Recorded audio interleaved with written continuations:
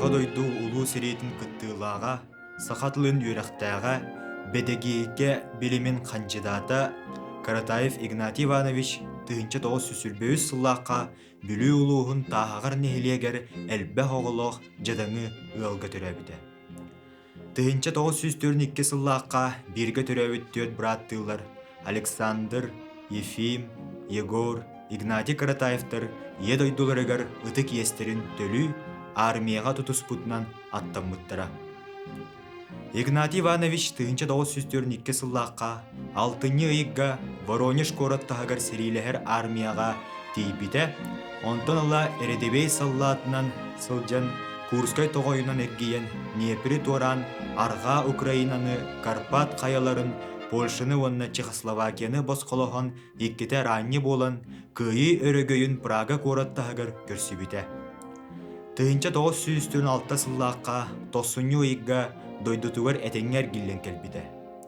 Игнатий Иванович бастыы хорсунун иһин медалынан наградыламмыт докумунугар автоматчиктар роталарын автоматчига сержант Каратаев Игнатий Иванович тыынча тоҕус сүстөрүн 3 сыл балаган ыйын сүбе 5 күнүгер келебирда селейне таһанан Днепри туораахын кемигер артиллерия, миномет, пулемет уотун аннынан Днепр арха берегер бастыкынан туорабыта, уонна неместерге суахрыылах уоту аспыта, онон автоматчиктар роталара Днепр арха берегер сүтүгө суохтахсалларын качыпыта диэн суруллар.